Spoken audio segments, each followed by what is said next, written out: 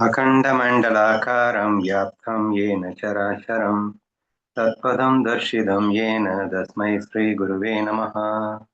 शङ्करं शङ्कराचार्यं केशवं बादरायणं सूत्रभाष्यकृतौ वन्दे भगवन्तौ पुनः पुनः। ईश्वरो गुरुरात्मीति मूर्तिभेदविभागिनि व्योमवद्यात्मदेहाय दक्षिणामूर्तये नमः। பவித்ர இந்திரயானின் நதிக்கரையில் அமர்ந்து கொண்டு மௌலி ஞானேஸ்வர் மகாராஜின் பேரருளால் ஏக்நாத் பாகவதம் 3வது சாப்டர் 190 ஸ்லோகங்கள் முடிவடைத்து விட்டது. ஸோ இன்று நாம் காண வேண்டியது ஓவி 190 ஓவி முடிஞ்சிருச்சு. இன்னைக்கு 191வது ஓவி நம்ம படிக்கணும். ஸோ கடந்த சில விஷயங்கள்ல இங்க என்ன பேசப்பட்டு கொண்டு வருகிறதுன்னு சொல்லணும் அப்படின்னு சொன்னா, மாயான்னா என்னன்னு ரொம்ப டீட்டெயிலா பேசி முடிச்ச நிலையில மாயை எப்படி கடப்பது அப்படின்னு சொல்லிட்டு இன்னொரு முனிவர்கிட்ட கேட்க, அவர் மெயினா இந்த புலன்கள்ல இருந்து வெளியே வந்தா மட்டும்தான்டா மாயையை கடக்க முடியும். மாயையில சிக்கிறதுக்கு ஒரே ரீசன் இந்த புலன் விஷயத்துல சுகம் இருக்குன்னு நீ நம்புறதுதான். உலகத்துல வெளியில சுகமே இல்லைன்னு நீ புரிஞ்சுட்டேன்னா மாயையிலிருந்து வெளியே வந்துடலாம். இந்த விஷயத்த ரொம்ப ரொம்ப ஸ்ட்ராங்கா எக்ஸ்பிளைன் பண்ணாங்க. எந்த அளவுக்குன்னா, சொர்க்கத்துல கூட சுகம் இல்லைன்னு ஃபீல் பண்ணணும் என்ற ஒரு விஷயத்தை எக்ஸ்பிளைன் பண்ணியிருந்தாங்க. அதனுடைய தொடர்ச்சி இப்ப நம்ம பார்க்க போறோம். இவ்வுலக வாழ்விலும் சரி மேலுலக வாழ்விலும் சரி இரண்டுமே அழியக்கூடியவை என்பதில் ஐயமில்லை. எனவே இவற்றில் உண்மையான இன்பம் சிறிதும் இல்லை என்பதை உணர்ந்து ஒருவன் சத்குருவை சரணடைய வேண்டும். ஸோ சத்குருவை சரணடைகிறதுக்கு முன்னாடி இந்த ப்ராசஸ் பண்ணணும்னு சொல்றது புரியுதா? அது ரொம்ப இம்பார்ட்டண்டான பாயிண்ட். சத்குருவை சரணடைஞ்சா உங்களுக்கு இன்பம் போகுமா அப்படின்னா, சத்குருவை சரணடையவே முடியாது. நீ ஆசையில 100 ஆசையில இருக்கும்போது கொஞ்சமாவது மனசு பக்குவப்பட்டாதானே சரண்டர் ஆக முடியும். ஏன்னா ஈகோ போட்ட குட்டிங்க தான் விருப்பம். அப்ப விருப்பம் இருக்கிற வரைக்கும் ஈகோவும் உசுரோட தான் இருக்கும். அப்ப சரணடைகிறதுன்னா ஈகோ விடணும் நல்ல அர்த்தம். ஈகோ விடணும்னா அப்ப ஆசை இல்லாம இருக்கிறவனால தான் ஈகோ விட முடியும் இல்லையா? அப்போ இகலோக பரலோக சுகத்திலே ஆசை முற்றிலும் அற்று போகின்ற ஒரு நிலை வரும்போதுதான் குரு சரணாகதி அப்படிங்கிறதே உங்களுக்கு ஏற்படும். ஸோ ஃபர்ஸ்ட் ஸ்டெப்பா அவர் புலன் இன்பத்தை அடியோடு ஒதுக்க சொன்னாரு. ஸோ உலக சுகத்துல சுத்தமா மகிழக்கூடாது அப்படின்னு சொல்லி அடுத்து பரலோக சுகத்திலையும் மகிழக்கூடாது. இது வரைக்கும் சொல்லி முடிச்ச கையோட இப்ப என்ன சொல்லியிருக்காரு? இகலோக பரலோக சுகங்களின் மேல் உனக்கு பூரணமான வெறுப்பு உண்டாகி அதன் ஆசை முற்றிலும் அற்று போன பின்னர் நீ உன் குருவிடம் சரண் புகுவாய். சரியா? இவ்வுலக மேலுலக வாழ்விலும் சரி இரண்டுமே அழியக்கூடியவை என்பதில் ஐயமில்லை. எனவே இவற்றில் உண்மையான இன்பம் சிறிதும் இல்லை. ஸோ டோட்டலா இதுல இன்பமே இல்லைன்னு ஸ்ட்ராங்கா எப்ப நம்புறியோ அப்போ உனக்கு சத்குரு கிடைப்பாரு. அவர்கிட்ட சரணாகதியும் வரும். அப்படி இல்லாத வரைக்கும் சத்குரு கிடைக்கிறதும் கஷ்டம். அப்படியே கிடைச்சாலும் நீ சரணாகதி ஆக போறதில்லை. எனவே உன்னதமான ஆன்மீக நன்மையையும் மோட்சத்தையும் அடைய விரும்பும் ஒரு ஆன்மீக சாதகன் சாத்திரங்களின் பொருளை உணர்ந்தவரும் சப்த பிரம்மம் என்று அழைக்கப்படுகின்ற குருநாதர் பரபிரம்மத்தை நேரில் அனுபூதியாக பெற்றவரும் என் நேரமும் அமைதியிலே திளைப்பவருமான ஒரு சத்குருவை சரணடைய வேண்டும். So step by step process சொல்ல ஆரம்பிச்சிட்டாரு. ஸோ அவன் மாயை எப்படி கடக்கணும்னு கேட்டான். மாயை கடக்கணும்னா ஃபர்ஸ்ட் ஸ்டெப்பு நீ புலம் நடக்கிறது, உலக இன்பங்களை ஒதுக்குறது, மேலுலக இன்பங்களையும் ஒதுக்குறது. இப்படி எல்லா ஆசைகளையும் நீ தீர்த்த பிறகு, எல்லா ஆசையும் தீர்த்துட்டான ஞானி ஆயிட மாட்டேனான்னு கேட்காதீங்க. டு சம் எக்ஸ்டென்ட் உன்னுடைய உலக இன்பங்கள் மேல் உனக்கு ஆசை மோகம் அப்படிங்கிறது குறைஞ்ச பிறகுன்னு வச்சுக்கோங்களேன். இப்படி இந்த ரெண்டுலையுமே மோகம் குறைந்த பிறகு நீ அடுத்ததா நாட வேண்டியது யாருன்னா சத்குருவை நாட வேண்டும். சரி, அதை எப்படி நான் கண்டுபிடிப்பேன் அப்படின்னு கேட்டீங்கன்னா ஒரு 3 குவாலிஃபிகேஷன் கொடுத்துருக்காங்க. இது நம்ம விசார சாகர் அப்படிங்கிறதுலையும் கூட கிருபாலு, ஆத்மனிஷ்டா, ஸ்தோத்ரியா, கிட்டத்தட்ட விசார சாகரில் இருக்கக்கூடிய அதே பாயிண்ட்ஸ் இங்க வரதாவே நான் பார்க்குறேன். ஸ்தோத்ரிய, கிருபாலு, ஆத்மனிஷ்டா அப்படின்னு சொல்லி 3 பாயிண்ட் வரும். அப்படின்னா என்ன? ஸ்தோத்ரியம் அப்படின்னு சொன்னா சாஸ்திரங்களின் பொருளை உணர்ந்தவர்னு அர்த்தம். அதாவது இந்த எல்லா வேதங்களினுடைய அர்த்தங்களை எல்லாம் தெளிவாக அவரும் புரிந்து கொண்டு மற்றவர்களுக்கும் உணர்த்தக்கூடிய நிலையில் இருக்க வேண்டும் அப்படிங்கிறது ஒரு குவாலிஃபிகேஷன் ஆஃப் குரு. சரியா? ஸ்தோத்ரியா அப்படின்னு சொன்னா. நெக்ஸ்ட் பிரம்மனிஷ்டான்னு அங்க சொல்லியிருப்பாங்க விசார சாகர்ல. அதுதான் இங்க பரபிரம்மத்தை நேரில் அனுபூதியாக பெற்றவரும் அப்படின்னு வந்திருக்கு. சரியா? இவரே அதே தான் சொல்லியிருப்பாருன்னு நினைக்கிறேன். தர்மாதோஸ் பிரபோத்திய ஜிக்ஞாசு ஸ்ரேய உபமன்யு சாப்தே பரேச்சா நிஸ்நாத. கரெக்டாக புரிஞ்சுக்க முடியல. சரி, எனிவே ஸோ அங்கே படித்த அதே 3 குவாலிஃபிகேஷன் இங்கே கொடுக்குறதா எனக்கு ஃபீல் ஆகுது. பரபிரம்மத்தை நேரில் அனுபூதியாக பெற்றவர், எந்நேரமும் அமைதியில் தெளிப்பவர். கிருபாலு அப்படிங்கிற பாயிண்ட்டுக்கு பதிலாக இங்கே வேற ஒரு பாயிண்ட். அங்கே கிருபாலுன்னா என்ன அர்த்தம்னா, இப்போ நீ பிரம்மஞானியா இருக்கலாம், எல்லா வேதங்களையும் நீ எக்ஸ்பிளைன் பண்ணக்கூடிய கெப்பாசிட்டிலையும் இருக்கலாம். ஆனா கிருபாலு அப்படிங்கிறது இருக்கணும்னு கட்டாயம் இல்லை. நான் பிரம்ம உணர்வு பொதுவாக வந்து எல்லாருமே கிருபாலுவா தான் இருப்பாங்க. That is different. அடுத்தவர்களுக்கு இந்த பிரம்ம ரகசியத்தை சொல்லி கொடுக்க வேண்டும் என்ற கிருப்பை அவங்களுக்கு இருக்குமா அப்படின்னா அது கட்டாயம் இல்லை. அப்ப எல்லாருக்கும் இதை சொல்லி கொடுக்கணும்ன்ற கிருப்பை இருக்கிறவர்கள் மட்டும்தான் குருவாக இருக்க முடியும் இல்லையா? ஸோ எத்தனையோ சித்தர்கள்லாம் வாழ்ந்திருக்காங்கன்னா எல்லாருக்கும் வந்து சொல்லிக் கொடுக்கணும்ன்ற நினைச்சணும்னு அவசியம் இல்லை. நினைச்சவங்க நிறைய பாடல்கள் எழுதியிருக்காங்க, சிஷியர்களை வைத்திருக்கிறார்கள். அப்படி இருக்கணும்னு கட்டாயம் இல்லை அப்படின்னு சொல்லப்படும். சரியா? அது வந்து கிருப்பாலுவில் வரும். நீங்க வந்து எப்போதும் அமைதியில் தெளித்திருப்பவர். சரி, இப்ப சத்குருவை நான் எப்படி புரிஞ்சுக்கிறது அப்படின்னா, ஃபர்ஸ்ட் என்ன நடந்தாலும் அவர் சந்தோஷமா இருக்காரா? எந்நேரமும் அமைதி அப்படிங்கிறதுக்கு அர்த்தம் என்னன்னா, நல்ல சூழல் கெட்ட சூழல் எவ்வளவு மோசமான சூழல் வந்தாலும் அவருடைய அமைதி கெடாமல் இருக்கிறதா அப்படிங்கிறது ஃபர்ஸ்ட் குவாலிஃபிகேஷனா செக் பண்ணிக்க சொல்றாரு. இப்ப பிரம்மானுபூதியை நேரில் அனுபவிக்கணும். சும்மா வந்து எல்லாரும் தான் சொல்ல தெரியும், சொல்றவன்லாம் குரு ஆகிட முடியாது. அப்போ சொல்ல தெரிஞ்சனும், அதுவும் ஒரு பாயிண்ட சொல்லிட்டாரு. அவனுக்கு எக்ஸ்பிளைன் பண்ணவும் தெரியணும், எல்லா வேதங்களையும் புரியணும், எல்லா வேதங்களையும் எக்ஸ்பிளைன் பண்ண தெரியணும். But that alone is not a qualification. அது நிறைய பேருக்கு இருக்கு. பட் அதை அனுபவித்தவனாக இருக்க வேண்டும். அனுபவித்தவன்னா புரியலன்னா ஒன்றும் இல்லடா, என்ன நடந்தாலும் அவர் அமைதியா இருக்காருன்னா அதுதான் அனுபூதி, வேற என்ன? ஸோ என்ன மாயையில நடந்தாலும் அது நானல்ல என்று புரிந்து கொண்டு அமைதியாக இருப்பவன் கண்டிப்பாக குரு என்று ஏற்றுக்கொள்ளலாம். ஸோ அந்த மாதிரி குவாலிஃபிகேஷனோட ஒரு குருவை நீ சரணடைய வேண்டும் அப்படிங்கிறத நெக்ஸ்ட் ஸ்டெப்பா கொடுத்துருக்காங்க. ஓகேவா? எவனுக்குள் உன்னதமான ஆன்மீக இந்த நன்மைகளை இடத்துல நான் சொல்லு. இந்த ஆர்த்தன் அர்த்தாத்தி ஜிக்ஞாசு ஞானின்னு சொல்லுவாங்களா, அந்த மாதிரி இந்த அந்த ஓவியில ஜிக்ஞாசுன்னு போட்டிருந்தாங்கல்ல, அது மாதிரி கொண்டு வர்றாங்களா? முழுமையான ஞானி கிடையாது, பட் வந்து அந்த 3க்குள்ள இருக்கிறவன் அவனும் என்னை அடைவான் அப்படின்னு. ஆர்த்தன் அர்த்தாத்தி ஜிக்ஞாசுன்னு சொல்லி நம்ம படிக்கிறோம்ல 4 இது. கடைசியா ஞானியானவன் தான் என்னுடைய பக்தன்னு சொல்வாரு. அந்த 3ல உள்ளவரை இங்க சொல்ற மாதிரி எனக்கு ஃபீல் ஆகுது. அதாவது எடுத்தவொடனே என்ன சொல்லியிருக்கு? உன்னதமான ஆன்மீக நன்மையும் மோட்சத்தையும் அடைய விரும்பும் ஒரு ஆன்மீக சாதகன். அவர்தான் ஜிக்ஞாசு. ஜிக்ஞாசு அப்படின்னு பேரு. சரியா? அதாவது நீ ஜிக்ஞாசு ஆகணும் அப்படின்னா அதுக்காக முதலே குவாலிஃபிகேஷன் சொல்லிட்டோம். ஆசைகளை துறக்கணும், மேலுள்ள கீழுள்ள ஆசையெல்லாம் துறத்துட்டு சரணாகதி ஆகணும்னா மோட்ச இச்சை அப்படின்னு வச்சுக்கலாம், அல்லது மோட்ச தாகம்னு வச்சுக்கலாம், மோட்சத்தை அடைய வேண்டும் என்ற விருப்பம்னு வச்சுக்கலாம். அப்படி இருக்கிறவன் செய்ய வேண்டிய முக்கியமான வேலை என்ன அப்படிங்கிறது தான் இங்க காட்டியிருக்காரு. ஸோ அது வந்து இந்த குவாலிஃபிகேஷனோட இருக்கக்கூடிய ஒரு சத்குருவை அவன் அணுக வேண்டும், அவன் சரணாகதி செய்ய வேண்டும். இந்த இடத்துல ஜிக்ஞாசு அப்படிங்கிறது குவாலிஃபிகேஷன் ஃபார் சிஷ்யான்னு புரிஞ்சுக்கணும். இட்ஸ் நாட் ஃபார் அ குரு. ஓகேவா? ஓகேண்ணா. எவனுக்குள் உன்னதமான ஆன்மீக நன்மைகளை பெற வேண்டும் என்ற வேட்கை பிறக்கிறதோ, மோட்சத்தை அடைய வேண்டும் என்ற ஆசை எழுகிறதோ, அவன் உலக பற்றுக்களை துறந்து சத்குருவிடம் அனன்ய சரணாகதி அடைய வேண்டும். ஸோ எகெயின் அந்த ஜிக்ஞாசுவா இருக்கக்கூடியவன் என்ன செய்யணும் அப்படின்னா, எல்லா பற்றுக்களையும் திறந்துட்டு சத்குருவிட்ட அனன்ய சரணாகதி அடைய வேண்டும். எக்ஸ்ட்ரா பாயிண்ட் அனன்யா அப்படிங்கிற ஒரு முக்கியமான பாயிண்ட் கொடுத்துருக்காரு. ஸோ அதுவும் கூட ரொம்ப ரொம்ப ரொம்ப ஒரு முக்கியமான ஒரு பாயிண்டா நீங்க வந்து ஃபீல் பண்ண ட்ரை பண்ணுங்க.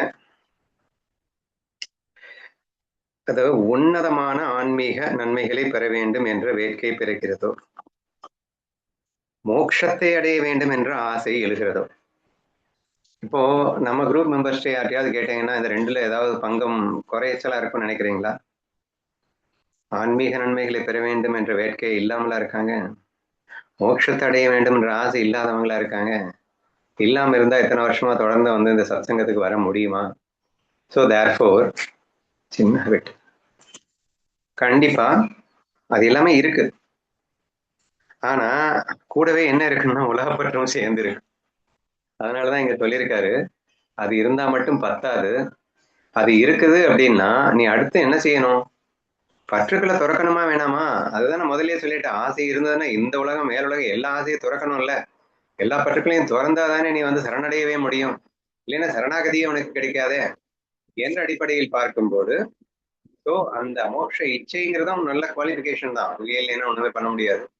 மோட்ச இச்சை மற்றும் போதாது. அந்த இச்சை இருக்குன்னா அதனுடைய குவாலிஃபிகேஷனா நீ வந்து பற்றுக்களை துறப்பதற்கு தயாராக இருக்க வேண்டும்.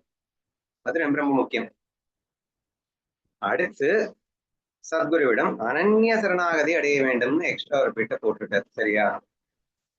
ஸோ ஃபர்ஸ்ட் பாயிண்ட் எல்லாருக்கும் இருக்கு, அது ஒன்றும் பிரச்சனை இல்லை. செகண்ட் பாயிண்ட்ல தான் நம்ம லேக்கா இருக்கும். பற்றுக்களை விடுறதுக்கு அவ்வளவு ஈஸியா நமக்கு தெரியல.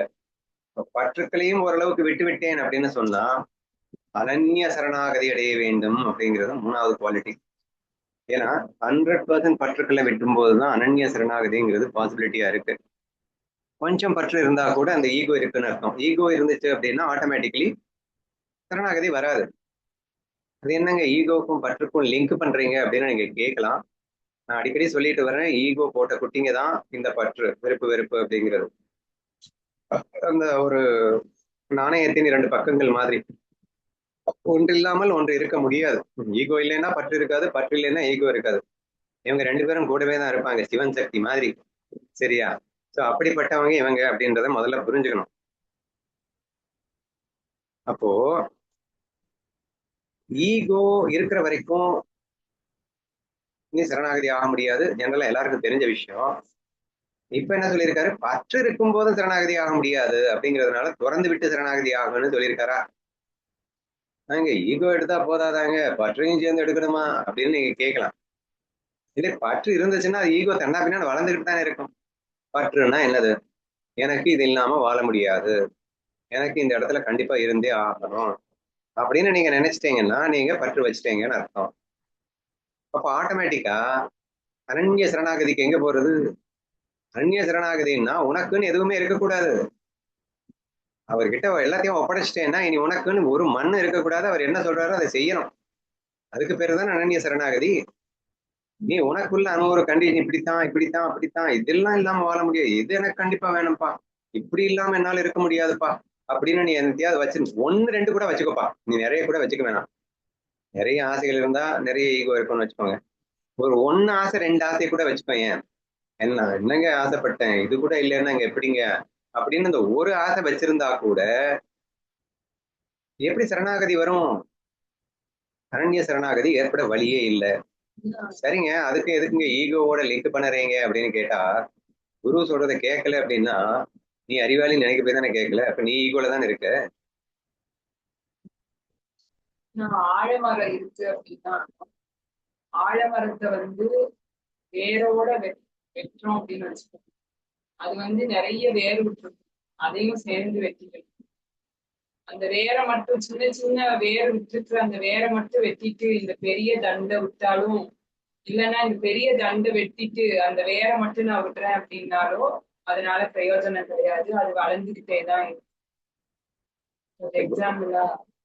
குட் எக்ஸாம்பிள் என்ன சொல்ல வரேன்னா, ஆலமரத்தோட கிளைகளும் ஒரு வேராக மாறும் என்பதை நீங்கள் அறிவீர்கள் அப்படின்னு நினைக்கிறேன். ஸோ நிறைய இடத்துல பார்த்துருக்கலாம். இன்ஃபேக்ட் நீங்க ஆழ்ந்து வந்தீங்கன்னா இங்க கூட நீங்க பார்க்கலாம். ஸோ அந்த ஆலமரத்துடைய அந்த கிளைகள் என்ன ஆகும்னா அது பூமிக்குள்ள போயிட்டு அது வேறா மாறிடும். அப்போ ஃபர்ஸ்ட் ஆலமரத்தோட வேருங்கிறது ஈகோன்னு வச்சுக்கோ. அந்த ஈகோ போட்ட குட்டிகள் தான் இந்த கிளைகள் மறுபடியும் வேறா மாறுதுன்னு வச்சுக்கோ. இப்போ ஈகோ மட்டும் அழிக்கிறேன்னு சொல்லிட்டு ஆலமரத்தோட வேரை அழிச்சிட்டா கூட இந்த கிளைகளிலிருந்து வேறாக மாறிய இந்த வேர்களின் மூலம் மரம் சாகாது. சரி, அப்படின்னா இந்த கிளைகளை மட்டும் வெட்டி தள்ளிட்டோம் அப்படின்னா அப்பையும் மரம் சாகாது.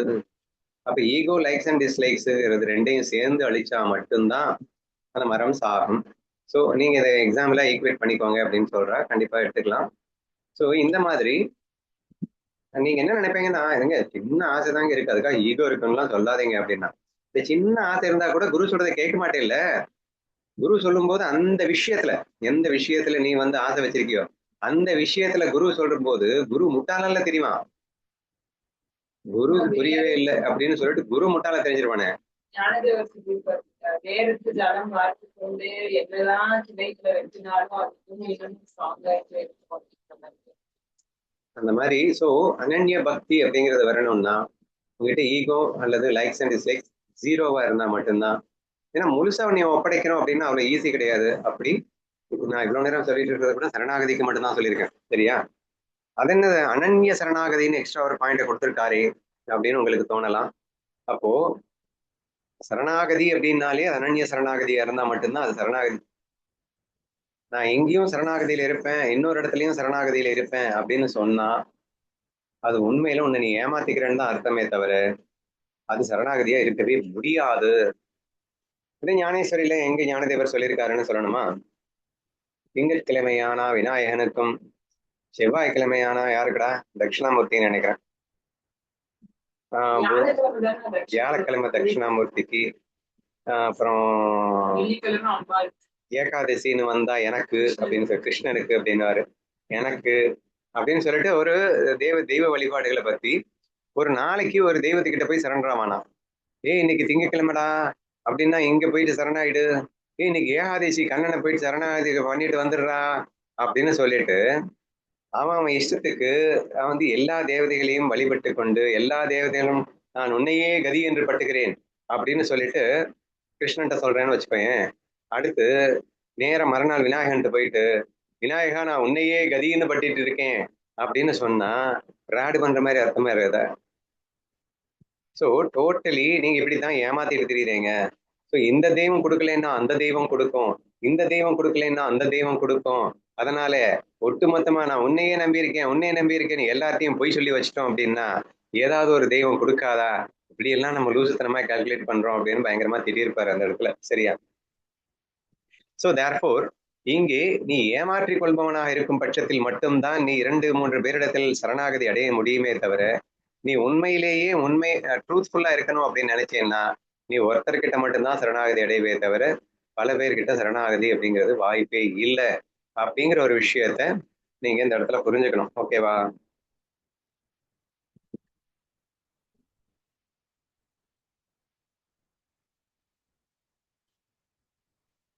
அந்த சத்குரு எத்தகைய இலக்கணங்களை கொண்டிருக்க வேண்டும்? அவரது அகமும் புறமும் தூய்மையாக இருக்க வேண்டும். வேதாந்த சாஸ்திரங்களின் பொருளை தெளிவாக உணர்ந்தவராகவும் எப்பொழுதும் பரபிரம்மத்தின் பேரானந்தத்தில் தெளிப்பவராகவும் அவர் இருக்க வேண்டும். இதெல்லாம் ரெப்பிடிஷனா? ஸோ ஏற்கனவே சொல்லப்பட்ட அதே விஷயம் மீண்டும் வந்திருக்கிறது. அதனால அது மராத்தி கவிதையை ரசிப்பதற்காக மீண்டும் மீண்டும் ஒரே விஷயத்தை எழுதியிருக்கார்.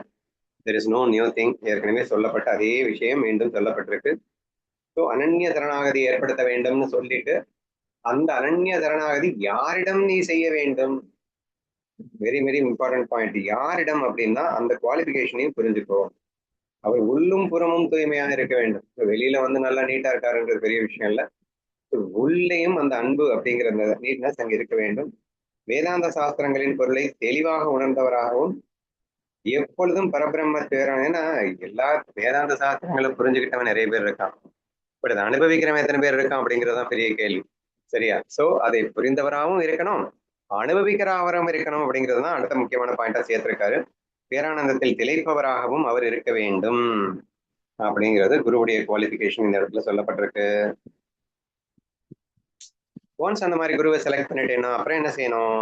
சத்குருவை தன் ஆன்மாவாகவும் தெய்வமாகவும் கருதி அவரிடம் கபடமற்ற தூய்மையான பக்தியுடன் பாகவத தர்மங்களை இறைவனை அடையும் வழிகளை கற்றுக்கொள்ள வேண்டும். எதன் மூலமாக தன்னைத்தானே வந்து தந்து அருளும் ஸ்ரீஹரி முழு மன நிறைவடைகிறானோ அந்த தர்மங்களை அறிய வேண்டும்.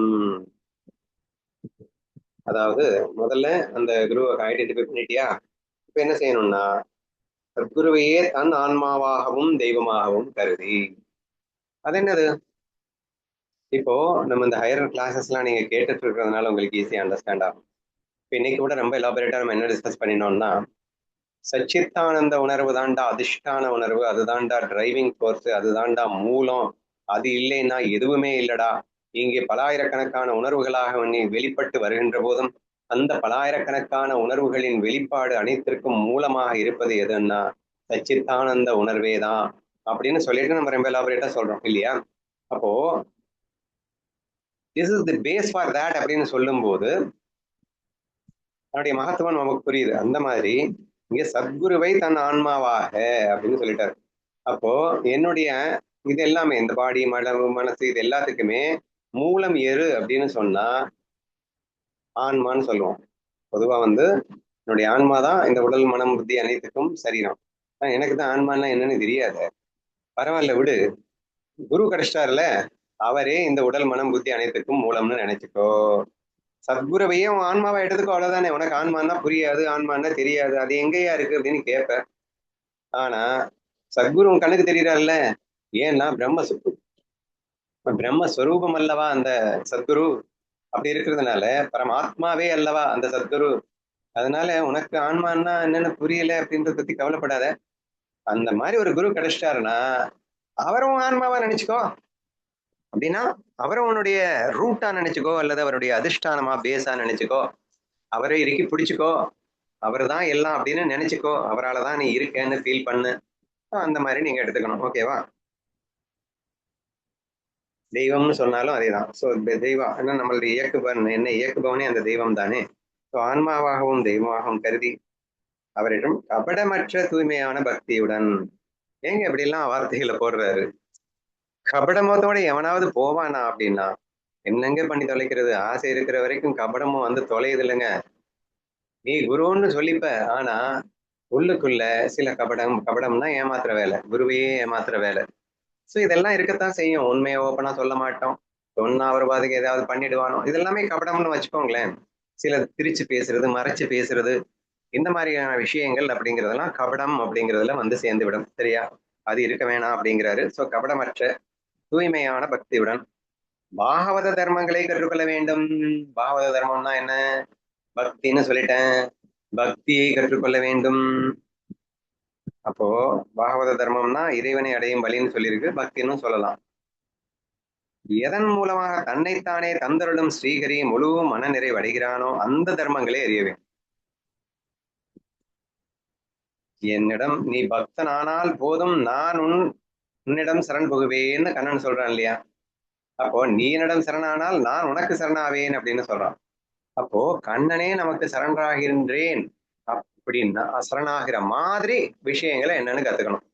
அப்ப நீ குருவிட்டு போய் என்ன கேட்கணும்? கண்ணனே எனக்கு சரண்டராகிற அளவுக்கு நான் கண்ணனை சாட்டிஸ்ஃபை பண்ணணும், கண்ணனை திருப்திப்படுத்தணும், கண்ணன் என்கிட்ட அவ்வளவு சந்தோஷப்படணும், கண்ணை என்ன சந்தோஷப்படுத்துறதோட மட்டும் இல்லாம உனக்காக நான் என்ன வேணா செய்யறேன்டா அப்படின்னு அவன் எனக்காகவே வாழ வேண்டும் அப்படிங்கிற அளவுக்கு நான் அவனை மாத்தணும்னா நான் எப்படி இருக்கணும்? என்ன அழகா கொஸ்டின் பாருங்க. கண்ணன் என்னிடம் சரண் புக வேண்டும் என்றால் நான் எப்படி இருக்கணும் அப்படின்னு கேட்கிறான். எதன் மூலமாக தன்னைத்தானே தந்தருடும் ஸ்ரீஹரி, அவரே சரண்டர் ஆயிடுவாரோ, முழு மன நிறைவோடு சரண்டர் ஆவாரோ, அந்த தர்மங்களை அறிந்து கொள்ள வேண்டும். ஸோ கண்ணன் அந்த ஏகபத்தினி பிரதம் பூனை செய்வேன்னு நம்ம ஞானதேவர் எழுதியிருப்பாருல்ல. ஸோ அந்த மாதிரி கூட நீங்க எடுத்துக்கலாம். ஸோ என்ன பண்ணா கண்ணன் வந்து எனக்கு என் பின்னாடியே இருப்பான், என் கூடவே இருப்பான், என்னையே தாங்கிட்டு இருப்பான் அப்படிங்கிறத நீங்க வந்து எனக்கு சொல்லி கொடுக்கணும்னு உங்க குரு கிட்ட கேட்கணுமா. குரு கிட்ட இந்த மாதிரி கேட்டு நீங்க விஷயங்களை தெரிஞ்சுக்கணும் அப்படின்னு சொல்லியிருக்காரு. சத்குருவை இறைவனாகவே மதித்து அவரிடம் தன் முழு பக்தியையும் சமர்ப்பிக்க வேண்டும். எந்த ஒரு வஞ்சகமும் இன்றி தூய உள்ளத்தோடு அவருக்கு சேவை செய்து அவரிடமிருந்து பாகவத தர்மங்களை கற்றுக்கொள்ள வேண்டும். புதுசா ஒண்ணும் இல்லமா, சொன்னதே தான் மறுபடியும் சொல்லியிருக்காரு. அவரை இறைவனா மதிக்கணும், முழு பக்தியோட சரணாகதி பண்ணிடு, அவ்வளவுதான். இப்ப குரு கிடைச்சாச்சு, ஃபுல் ஃபீலிங்கோட சரணாகதி பண்ணிடு. சரணாகதி எப்படி பண்ணணும்? முழு பக்தியும் சமர்ப்பிக்க வேண்டும். உன்னுடைய நீ பக்தியை டெவலப் பண்ணப்பதான் அந்த பக்தியை முழுசா அவருக்கே கொடுத்துடணும். அப்படின்னா உன்னையே அவருக்கு கொடுத்துடணும்னு அர்த்தம். இதுல வஞ்சகம் ஒன்றி தூய உள்ளத்தோடு சேவை செய்து, அது என்னங்க சேவை செய்யறதுக்குன்னு வந்துட்டோம்னா அங்க தூய உள்ளமா தானே இருக்கும். வஞ்சகம் எப்படி இருக்கும்? ஆனா சொல்லியிருக்காரு, வஞ்சகமும் இருக்கக்கூடாது, தூய உள்ளமும் இருக்கணும், அப்படித்தான் நீ சேவை செய்யணும். அப்படி சேவை செஞ்சு பாகவரிடமிருந்து பாகவத தர்மங்களை கற்றுக்கொள்ள வேண்டும். அப்படின்னா நீங்க கேட்கலாம், எங்க குரு ஸ்பெஷல் குருங்க, எங்க குரு எல்லாம் இந்த மாதிரி சேவை பண்ணலாம் சொல்ல மாட்டாருங்க, அவர் கேட்ட உடனே பாகவத தர்மத்தை அள்ளி கொடுப்பாருங்க, அதனால நான் வந்து புண்ணியம் பண்ணவங்க, எங்க குரு கிட்ட நான் டைரக்டாவே பாகவத தர்மத்தை படிச்சுப்பேனே அப்படின்னு சொன்னான்னா உருப்படவே மாட்டான்னு சேர்ந்து புரிஞ்சுக்கணும். சரியா? ஸோ அதனாலதான் தெளிவா இங்க சொல்லியிருக்காரு, அவர் கொடுக்கறதுக்கு தயாரா தான் இருப்பாரு. ஆனா நீ என்ன பண்ணணும்? தூய உள்ளத்தோடு அவருக்கு சேவை செய்துதான் நீ தர்மங்களை கற்றுக்கொள்ள வேண்டுமே தவிர, அவர் வேணாம் எனக்கு சேவைன்னு அவர் சொல்லிட்டாருங்க, நான் என்னங்க பண்ணுவேன், அதனால நான் டைரக்டா போய் கட்டுக்க போறேன் அப்படின்லாம் பேசிட்டு இருந்தேன்னா உருப்பட மாட்டேன். நீ ஏன்னா நீ ஈகோ இல்லாம ஒரு விஷயத்த கேட்டாதானங்க உள்ள போகும். அப்ப சேவை செய்வதன் நோக்கமே அந்த பக்தியை டெவலப் பண்றதுக்கும் ஈகோவை கரைக்கிறதுக்காகவும் தானே, அந்த அன்பை கொடுப்பதற்காகத்தானே.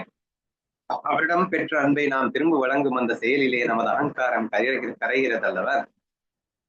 அந்த சேவை செஞ்சுக்கிட்டே அந்த முழுமையான சேவையில் ஈடுபட்டு கொண்டே எனக்கு அந்த பாகவத தர்மத்தை கற்றுத்தர மாட்டீர்களான்னு கேட்டா நீ பணிஞ்சு கேட்கிற, உன்னுடைய ஈகோ விட்டுட்டு கேட்கிற, அப்போ ஆட்டோமேட்டிக்கா அவர் சொல்றது உனக்குள்ள போகும்னு அர்த்தம்.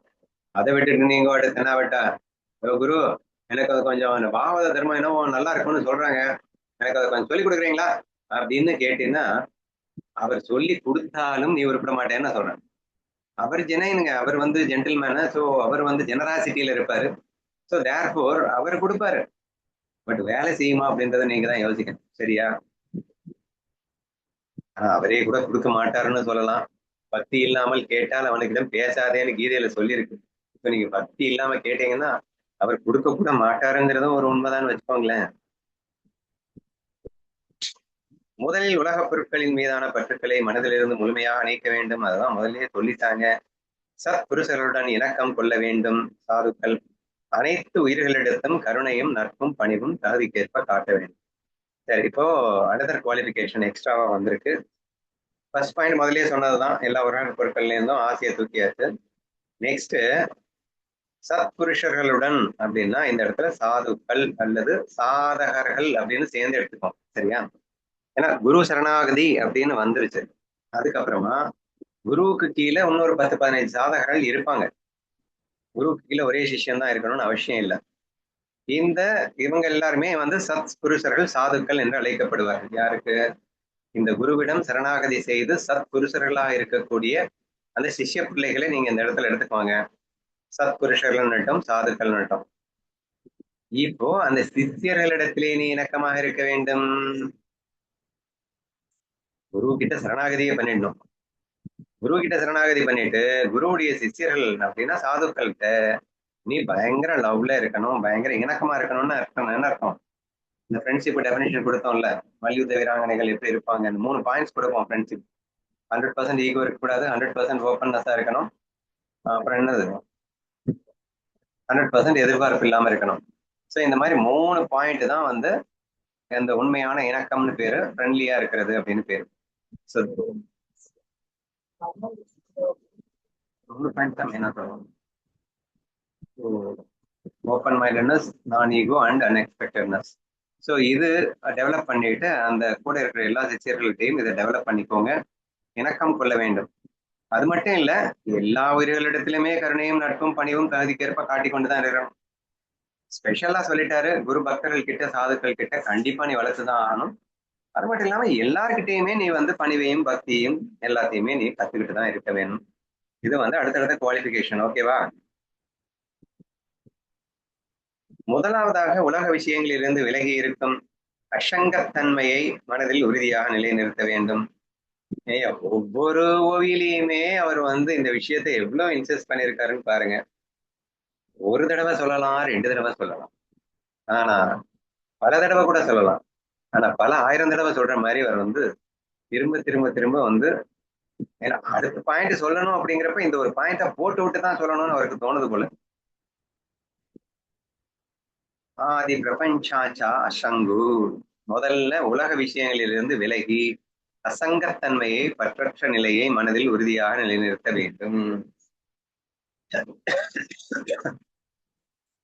அசங்கம் அப்படின்னா, சங்கம்னா உங்களுக்கு தெரியும், கூடியிருக்கிறது. இங்க விஷயங்களோட கூடியிருக்கிறதுன்னு வச்சுக்கணும். அசங்கன் அப்படின்னா எந்த விஷயங்களிலும் கூடியிருக்க மாட்டான்னு வச்சுக்கணும். உறுதியான நிலைநிறுத்தம். பின்னர் சாதுக்கள் மற்றும் ஞானிகளின் அன்பான சகவாசத்தை எப்பொழுதும் கொண்டிருக்க வேண்டும். அதுக்கப்புறம் நீங்க எப்பயுமே சாதுக்கள்னா குரு பிளஸ் குருவுடைய சிஷ்ய பிள்ளைகள், நம்ம சத்சங்க அன்பர்கள் அப்படின்னு வச்சுக்கோங்களேன். நீங்க எந்த கூட்டத்துலதான் இருக்கிறோம், இந்த சத்சங்க அன்பர்களை விட்டுட்டு நாங்க ஒரு 1-3 வரைக்கும் சத்சங்க அன்பர்கள் கிட்ட இருப்போம், மீதி நேரத்துல அசத் சங்க அன்பர்கள் கிட்ட இருப்போம் அப்படின்லாம் சொல்லக்கூடாது, சரியா? ஸோ எப்பயுமே நீங்க இந்த சத்சங்க அன்பர்கள் கூடவே மட்டும் இருக்கிற மாதிரி நீங்க என்ஷூர் பண்ணிக்கணும் அப்படிங்கிற பாயிண்ட்டும் சொல்லியிருக்காரு. பின்னர் சாதுக்கள் மற்றும் ஞானிகளின் அன்பான சகவாசத்தை எப்பொழுதும் கொண்டிருக்க வேண்டும். ஒண்ணு குரு பக்கத்துல போய் இரு, இல்ல குரு பந்துக்கள் கிட்ட போய் இரு. இந்த ரெண்டு தான் உனக்கு சாய்ஸ் அப்படிங்கிறது அடுத்தது. ஏன்னா அன்பான சகவாசத்தை எப்போதும் கொண்டிருக்க வேண்டும்னா கூட இருந்தாதான் முடியும். அப்பப்பன்னா அப்பப்போ போயிட்டு வரலாம். எப்போதும் கொண்டிருக்க வேண்டும் அப்படின்னா எனக்கு தெரிஞ்சு ஒண்ணு குரு பந்துக்கள் கிட்ட இரு, இல்லைன்னா குரு கிட்ட இரு அப்படின்னு சொல்லிட்டாரு. மன்னனே, எளியவர்களிடம் மிகுந்த கருணை காட்ட வேண்டும். அனைவரையும் சமமாக கருதி நட்பு பாராட்ட வேண்டும். எல்லா உயிர்களிடத்திலும் தகுந்த பணிவை எப்பொழுதும் வெளிப்படுத்த வேண்டும். நிறைய குவாலிபிகேஷன் அடுத்தடுத்து கொடுக்க ஆரம்பிக்கிறாருமா. மன்னனேன்னா இந்த இடத்துல ஜனக மன்னனேன்னு அர்த்தம். நமக்குன்னா நம்ம பேரை போட்டுக்கோங்க, ஓகேவா? எளியவர்களிடம் மிகுந்த கருணை காட்ட வேண்டும். இந்த மிஸ்டேக்கும் நம்ம நிறையவே பண்றோம். நம்ம எல்லாருக்கிட்டையும் கருணை காட்டணும்டான்னா இல்லை. எளியவர்கள் கிட்டதான் மெயினா காட்டணும், அங்க காட்டுறமான்னா இல்லை. எளியவர்கள்னா யாரு? அவங்க கிட்ட எதுவுமே இருக்கக்கூடாது. பணம் இருக்காது, பதவி இருக்காது, பணம் பதவி ஈவன் அழகு கூட இருக்காது, ஸ்கில் இருக்காது, எதுவுமே இருக்காது. So they are call to be the எளியவர்களாக இருக்கிறார். அப்போ they are badly in need of your love தானே. அவங்களுக்கு தானே உண்மையான இந்த உன்னுடைய அன்பு பகிர்ந்து அளிக்கப்பட வேண்டும். மோர் ஓவர் அவங்களை யாருமே கண்டுக்கவும் மாட்டாங்க. ஸோ சச் பிட்டியபிள் பொசிஷன்ல இருக்கக்கூடிய அந்த மாதிரி நபர்களிடத்தில் ஸ்பெஷலா நீ போய் அன்பு காட்டு அப்படிங்கிற ஒரு விஷயத்த ஷேர் பண்ணியிருக்காரு. அனைவரையும் சமமாக கருதி நட்பு பாராட்டு. அதே மாதிரி எவ்வளவு வீக்கா இருக்கலாம், பணம் இருக்காது, பதவி இருக்காது, ஒரு மண் இருக்காது, ரொம்ப வீக்கா இருக்கலாம். பட் ரொம்ப பணக்காரனா இருக்கலாம், ஜென்டலா இருக்கலாம், ஹைலி ஸ்கில்ஃபுல்லா இருக்கலாம், அறிவாளியா இருக்கலாம், வேற ரேஞ்சில் இருக்கலாம், ஹீரோ மாதிரி இருக்கலாம். பட் இவனுக்கும் டிஃபரன்ஸ் பாராட்டாத. ரெண்டே பேருமே ஈக்குவல் ஃப்ரெண்ட்ஷிப்ல ஈக்குவல் லவ்ல இரு அப்படிங்கிற பாயிண்ட் சொல்லியிருக்காரு. எல்லா உயிரிழத்திலும் தகுந்த பணிவை எப்பொழுதும் வெளிப்படுத்த வேண்டும். நீ என்னதான் தலைவராகவே இருந்தாலும், சிஎம் பிஎம்ஆவே ஆனாலும் எல்லா உயிரிழத்திலும் பணிவு இருக்கணும். நாய் பண்ணிட்டு கூட ஒரு பணிவோடு தான் நீங்க ஹேண்டில் பண்ணணும் அப்படின்னு புரிஞ்சுக்கோங்க. ஏன்னா எல்லா உயிரிழந்தும் சொல்லியிருக்காரு, மனுஷங்களை மட்டும் சொல்லல.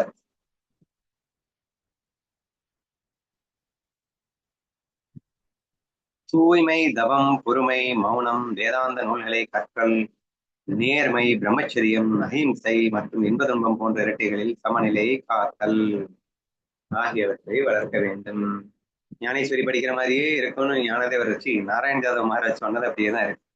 தெய்வீக லட்சணங்களுக்கு போயிட்டு இருப்பா. இப்போ தூய்மை, ஷௌச்சா அப்படின்னு ஒரு பாயிண்ட் கொடுத்துருப்பாரு. தவங்கிற பாயிண்ட் இருக்கு, பொறுமைங்கிற பாயிண்ட் இருக்கு, மௌனம், வேதாந்த நூல்களை கற்றல், சுவாத்தியாய அப்படிங்கிற பாயிண்ட் இருக்கு, நேர்மை, அது என்னது நேர்மை? நேர்மையை நம்ம என்ன சொல்லணும், என்ன சான்ஸ்கிரிட்ல எழுதியிருப்பாரு, ஆர்ஜவம், அப்புறம் பிரம்மச்சரியம், அஹிம்சா.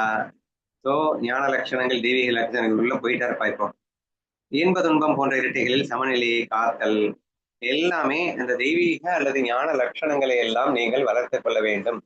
ஞானேஸ்வரியை நீங்க படிச்சதுனால அதுல போயிட்டு ரெஃபர் பண்ணிக்கோங்க. அது எல்லாத்தையுமே நீங்க ஃபாலோ பண்ணுங்க. ஏன்னா ஞானேஸ்வரியில ஞானதேவர் ஒவ்வொன்றுக்குமே வேற ரேஞ்சில் அஹிம்சைக்கெல்லாம் வந்து பக்கம் பக்கமா விளக்கம் கொடுத்துருக்காரு. ஸோ அதை நீங்க படிச்சு தெரிஞ்சுக்கலாம். சரியா? 14 17 ஆமா, எல்லா அத்தியாயத்திலையும் அஹிம்சை கொடுத்துருப்பாரு, எல்லாத்துலயுமே டீட்டெயிலா எக்ஸ்பிளைன் பண்ணிருப்பாரு. ஸோ அந்த மாதிரி ஒவ்வொன்றுக்குமே டீட்டெயில் எக்ஸ்பிளனேஷன் ஞானேஸ்வரியில இருக்கு. பிரம்மச்சரியம், நேர்மை, மௌனம், பொறுமை, எல்லா தூய்மை, சௌச்சம்னா என்ன, அதாவது உள்புறம் சுத்தம் இல்லாம வெளிப்புற தூய்மையை தீயிட்டு கொளுத்த வேண்டும் அப்படிங்கிற ரேஞ்சுக்கு ஞானேஸ்வரியில சொல்லியிருப்பார். So I don't want to elaborately explain all those things. Interest இருக்கிறவங்க ஞானேஸ்வரியினுடைய ஞான லட்சணங்கள், தெய்வீக லட்சணங்களை பார்த்து கத்துக்கோங்க. ஸோ இந்த எல்லா குவாலிட்டிஸையும் நீ டெவலப் பண்ணு என்று இந்த ஸ்லோகத்தில் குறிப்பிடப்பட்டிருக்கிறது. அகமும் புறமும் தூய்மையாக வைத்திருக்க வேண்டும். தவத்தின் மூலமாக தேகத்தின் தேவையற்ற ஆசைகளை கட்டுப்படுத்த வேண்டும். எந்த ஒரு இக்கட்டான சூழ்நிலையிலும் பொறுமையோடு எதிர்கொள்ள வேண்டும். ஆன்ம சுகத்திற்காக மௌனத்தை கடைபிடிக்க வேண்டும். அவர் சொன்ன அந்த ஒவ்வொரு பாயிண்டையும் அவரே எக்ஸ்பிளைன் பண்ணியிருக்காருப்பா. நம்ம ஞானேஸ்வரியில இருக்கக்கூடிய அளவுக்கு எல்லாம் எக்ஸ்பிளைன் பண்ணல, இருந்தாலும் ஓரளவுக்கு சொல்லியிருக்காரு. தூய்மைனா என்னன்னு சொல்லணும்ல, அகமும் புறமும் சேர்ந்த தூய்மை அப்படிங்கிறதுதான் தூய்மை. தவம்னா சொல்லணும்ல, தேகத்தின் தேவையற்ற ஆசைகளை கட்டுப்படுத்துவதற்கு பேரு தவம். வைராகியத்தோடு இருக்கிறதுக்கு பேரு தவம். என்ன ஒரு மோசமான சூழலா இருந்தாலும் பொறுமையா இருக்கணும். So that is very very important. So ஒன்று, அதாவது 5 கஷ்டங்களும் ஒரு சேர தாக்கினாலும் அவர் மனசு ஒரு முனை கூட வணங்காதுன்னு சொல்லியிருப்பார். ஸோ அந்த அளவுக்கு பொறுமையாக இருக்க வேண்டும் அப்படிங்கிறது. ஆன்ம சுகத்திற்காக மௌனத்தை கடைபிடிக்க வேண்டும் அப்படின்னு வந்திருக்கு. நன்னூல்களை ஓதுவதிலும் நேர்மையிலும் பிரம்மச்சரியத்திலும் நிலைத்திருக்க வேண்டும். எல்லாமே அதுல இருக்குமா? சோ இது வந்து சுவாத்தியாயா. நன்னூல்களை ஓதுவது அப்படிங்கிறது சுவாத்தியாயா அப்படின்னு சொல்லுவோம்.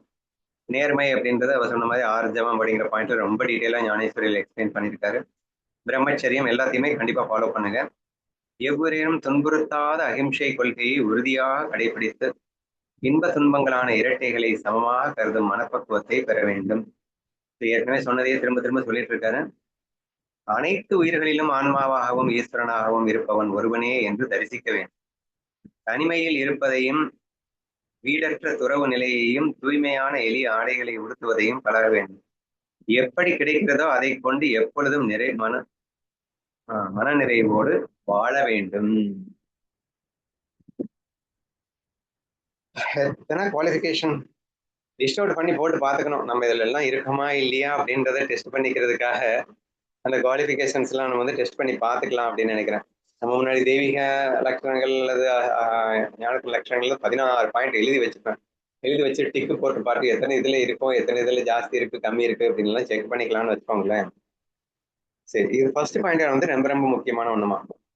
அனைத்து உயிர்களுக்கும் ஆன்மாவாகவும் ஈஸ்வரனாகவும் இருப்பவன் ஒருவனே என்று தரிசிக்க வேண்டும்.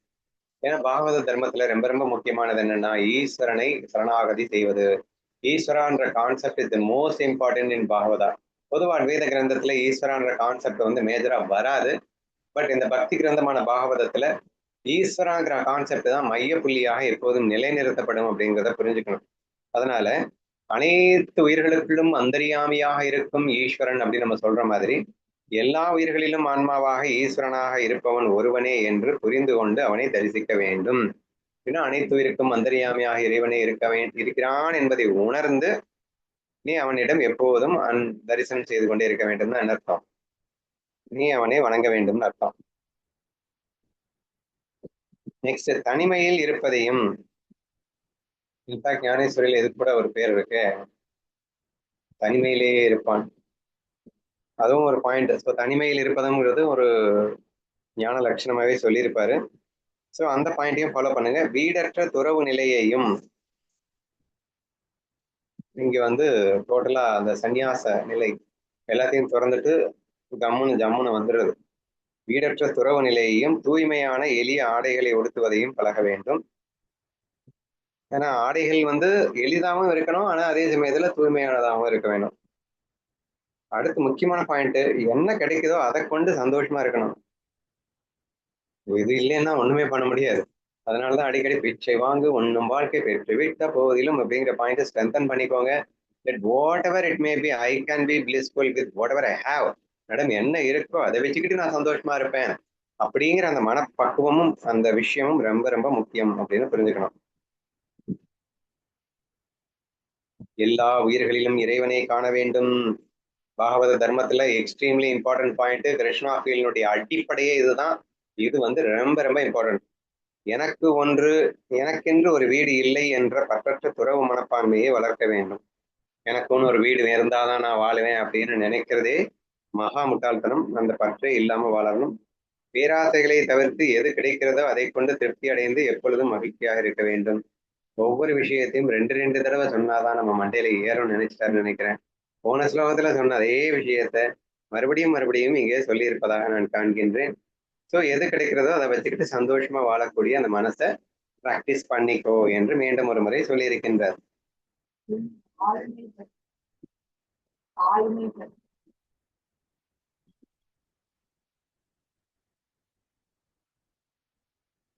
பேராசைகளை தவிர்த்து எது கிடைக்கிறதோ அதை கொண்டு திருப்தி அடைய வேண்டும் தான் போட்டு.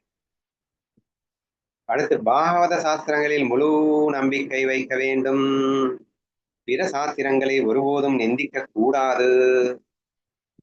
ரெண்டுமே நம்ம பொதுவா சொல்றதுனால இப்ப நீ வந்து இப்ப பாகவத சாஸ்திரம் பண்ண பக்தர்களின் கதைகள், பக்தியை எப்படி வளர்ப்பது, இந்த விஷயம் வந்து பாகவத தர்மம் இல்லையா? ஸோ இந்த சாஸ்திரங்கள்ல 100% நம்பிக்கை வைக்கணும். பக்தர்களின் கதைகள்லாம் சொல்லும்போது இதெல்லாம் இருந்திருக்கும், இவனுங்களா கதை அடிச்சு விட்டுறாங்களோ அப்படின்னு எல்லாம் நீ பேசக்கூடாது. கம்ப்ளீட் ஸ்ரத்தையோட அதை நீ கேட்டனா அதுலதான் இன்ஸ்பயர் ஆகி நீ ஆகவே போற.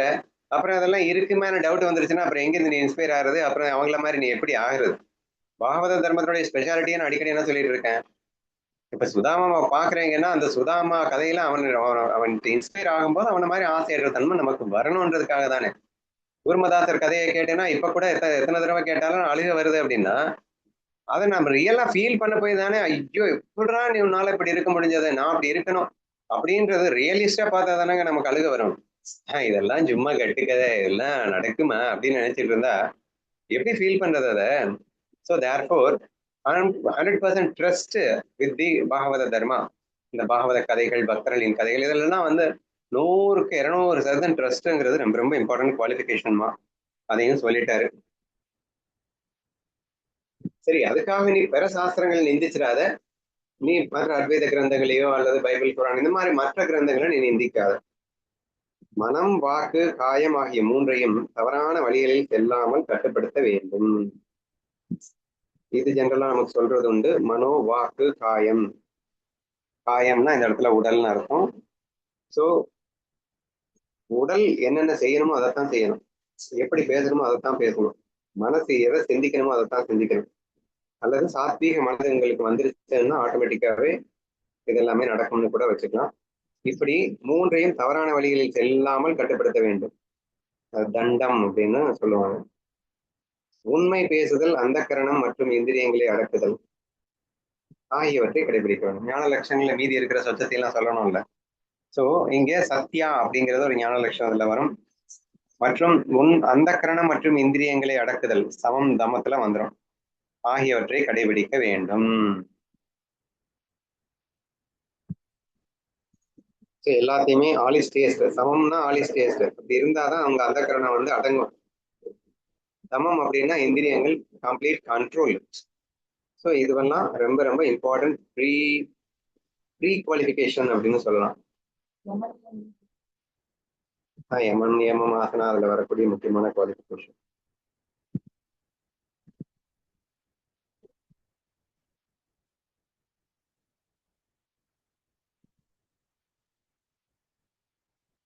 பாகவத தர்மங்களை விளக்கும் நூல்களில் பேரார்வமும் நம்பிக்கையும் கொள்ள வேண்டும். இதெல்லாம் ஒவ்வொன்றையும் ரெண்டு வாட்டி சொல்றாரு, கோச்சுக்காம கேளுங்க. மறுபடியும் சொல்றாரு, பாகவத தர்மங்களை விளக்கும் நூல்களில் பேரார்வமும் நம்பிக்கையும் கொள்ள வேண்டும். பிற மதங்களையோ சாஸ்திரங்களையோ தூற்றக்கூடாது. மனம், வாக்கு மற்றும் உடலை நல்வழியில் கட்டுப்படுத்தி எப்பொழுதும் உண்மையே பேச வேண்டும். அப்படியே போன ஸ்லோகத்தில் இருக்கக்கூடிய அந்த விஷயங்கள் மீண்டும் ஒரு முறை ஜஸ்ட் வேர்ட்ஸ்ல மட்டும்தான் மாத்தி கவிதை நேரத்தோட மறுபடியும் சொல்லி இருக்கிறார். So let us follow it the same. விசித்திரமான அற்புதமான லீலைகளை புரியும் ஸ்ரீஹரியின் பிறப்பு, கர்மங்கள் மற்றும் நற்பண்புகளை பற்றி கேட்டல், ஆடுதல், தியானித்தல் செய்ய வேண்டும். தனது அனைத்து செயல்களையும் இறைவனுக்காகவே அர்ப்பணிக்க வேண்டும். இங்க இருந்துதாம அடுத்து ஆரம்பிக்குது பாகவத தர்மத்துல ரொம்ப முக்கியமான செஷன் அப்படிங்கிறது. ஐ திங்க் இங்க இருந்து ஆரம்பிக்குது அப்படின்னு எனக்கு நினைக்கிறேன். ஏன்னா பக்தி தானே பாகவதம்னாலே. அப்போ அதுக்கும் ப்ரீ குவாலிஃபிகேஷன் வேணும் அப்படின்னு சொல்லிட்டு நிறைய அந்த தெய்வீக லட்சணங்கள், ஞான லட்சணங்கள் எல்லாம் ஃபாலோ பண்ண சொல்லிட்டாரு. அதெல்லாம் டெவலப் பண்ணிட்டு அடுத்ததான் நீ செய்ய வேண்டிய வேலை என்ன அப்படின்னா, ஸ்ரீஹரியின் சதா சர்வகாலமும் ஹரியை பற்றியே நினைப்பது, ஹரியையே பாடுவது, ஹரி ஹரி ஹரின்னு உருகிறது. கிருஷ்ணனுக்கிட்ட இப்ப உருகிறதுங்கிறத ஆரம்பிக்க போறோம். அதை ஹரி யாருன்னு எப்படி புரிஞ்சுக்கணும்? விசித்திரமான அற்புதமான லீலைகள் புரியும் ஸ்ரீஹரியின் பிறப்பு, கர்மங்கள் மற்றும் நற்பண்புகளை பற்றி கேட்டல். திருமணம் பண்ணணும். நமக்கு உட்காந்து கிளாஸ்ல பேசுறோம்ல, பிறக்கும் போதே சிறை கம்பிகளை உடைத்து கொண்டு பிறந்தவனடா. ஏன் தெரியுமா? சிறைச்சாலை என்பதே வெறுப்பில் உள்ளதல்லவா? வெறுப்பென்றால் என்னவென்றே தெரியாதவனை சிறைப்படுத்தத்தான் முடியுமா? ஆதலால் தான் கண்ணன் பிறக்கும் போதே சிறை கதவைகள் அடித்து அதன் தானாகவே உடைந்து திறக்கப்பட்டன அப்படின்னு நம்ம அந்த கண்ணனின் அந்த அருமை பெருமைகளை எல்லாம் நாம ஒவ்வொரு செகண்டும் பேசிக்கிட்டே இருப்போம். அந்த பேசிக்கொண்டே இருப்பது அப்படிங்கிறது தான் சிரவணம் அப்படின்னு சொல்லியிருக்காரு. ஸோ நம்ம கேட்கணும் அல்லது பேசிக்கிட்டே இருக்கணும். எந்த நேரம் பார்த்தாலும் அந்த ரஜினி ரசிகர்கள் கூடிக்கிட்டா ரஜினியை பத்தியே பேசுவாங்க அப்படிங்கிற மாதிரி 24 மணி நேரமும் என் கேங் கிடைச்சிருச்சுன்னா சாதுக்கள்கிட்ட சேர்ந்த உடனே கண்ணன் பாத்தியா, கண்ணன் எப்படிடா அப்படி கண்ணன் கண்ணன் கண்ணன் அவன் செய்த லீலைகளை எல்லாம் மீண்டும் மீண்டும் வந்து இப்படியே உச்சரித்து கொண்டு அவனை பற்றியே நினைத்து கொண்டிருப்பது அப்படிங்கிறது தான் சிரவணம். நெக்ஸ்ட் பாடணும். சிரவணமே பண்ணிட்டு இருந்தாலும் ஓகே தான், பட் உனக்கு வந்து டிஃப்ரெண்டா கண்ணனை என்ஜாய் பண்ணணும்ல. அப்ப பாட்டு பாடு, பக்தி பாடல்களே பாடு, இல்லை சினிமா பாட்டை கூட அவனை எண்ணி பாடு. அல்டிமேட்லி நீ அவனை பாடணும், ஃபீல் பண்ணணும், எமோஷனலா அவன்கிட்ட டச் ஆகணும். அடுத்து தியானித்தல். கண்ணை முடித்து எதையுமே சிந்திக்காம அவனை மட்டுமே ஃபோக்கஸ் பண்றது. கண்ணன் கண்ணன் கண்ணன் கண்ணனை தவிர எதுவும் இல்லைன்னு கம்ப்ளீட் ஃபோக்கஸ் பண்றது தியானித்தல் அப்படிங்கிறதுல வந்துடும். தனது அனைத்து செயல்களையும் இறைவனுக்காகவே அர்ப்பணிக்க வேண்டும். ஸோ இப்படி நீ செய்கின்ற இந்த செயல் கூட நான் செய்கிறேன்ற பாவம் இல்லாம செஞ்சிடணும். நீ வந்து சிரவணமும் பண்ற, கீர்த்தனமும் பண்ற, தியானமும் பண்ற. இந்த சிரவணம் நான் கீர்த்தனம் பண்ணுவேனாக்கும், நான் சிரவணம் பண்றேனாக்கும் அப்படின்னு அதுலயும் ஒரு ஈகோ வந்துடக்கூடாது. என்னம்மா இது ஏதோ மாறிடுச்சு.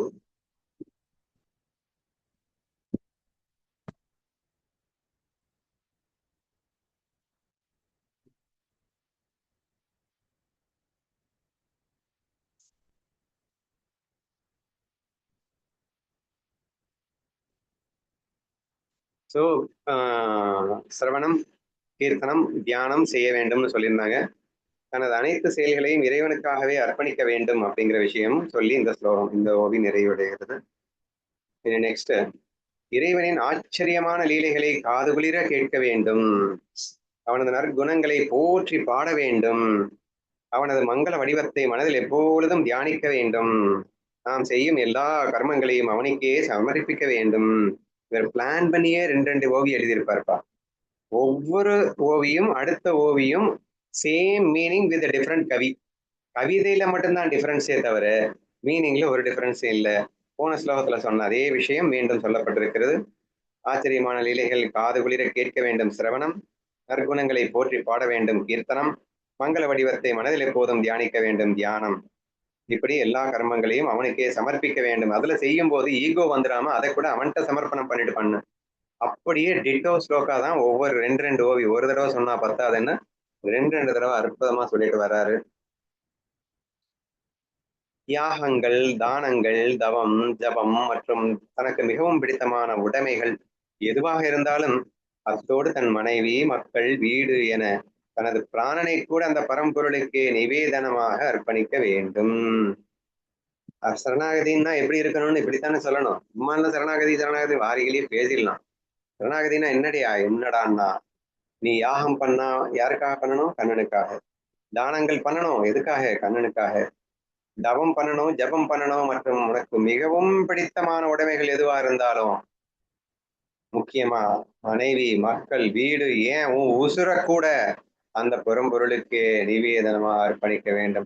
So this is what we call it surrender. சரண்டர்னா என்னன்னு அற்புதமா இந்த ஓவியில சொல்லப்பட்டிருக்கு. ஸோ நீ செய்யற செயல்கள் எல்லாமே அதுல யாகங்கள், தானங்கள், தவம், ஜபம் அப்படின்னு எல்லாமே வந்துருது. ஸோ நீ செய்யற செயல் எல்லாமே கண்ணனுக்காகவே செய்யி. நெக்ஸ்ட், உனக்கு ரொம்ப பிடிச்ச உடைமைகள், அதுல குறிப்பா மனைவி, மக்கள், வீடு. எல்லாத்தையும் விட ரொம்ப பிடிச்சது எது? என்னுடைய உசுறு. சரியா? பிராணனை கூட அந்த பரம்பொருளுக்கே அர்ப்பணிக்க வேண்டும். ஸோ கம்ப்ளீட் கிவிங் தான் வந்து சரணாகதின்னு புரிஞ்சுக்கணும். 2 வாட்டி சொல்லணும்ல அவரு, அதனால சொல்லியிருக்காரு. யாகம், தானம், தவம் ஆகியவற்றை செய்ய வேண்டும். இறைவனின் திருநாமத்தை இடைவிடாது ஜபிக்க வேண்டும். மனைவி, மக்கள், வீடு, சொத்து என அனைத்தையும் ஸ்ரீஹரின் திருவடிகளில் அனன்ய பக்தியோடு சமர்ப்பிக்க வேண்டும். என்னமா வேணும்னு எழுதியிருக்காரு பாரு ஏக்நாத் மகாராஜ். ஒவ்வொரு விஷயத்தையும் 2 ஓவியா வந்து கவிதையை மட்டும் மாத்தி மாத்தி அழகா எழுதியிருக்காரு. ஸோ இந்த விஷயத்த நம்ம மேற்கொண்டு நாளைக்கு கண்டினியூ பண்ணுவோம்.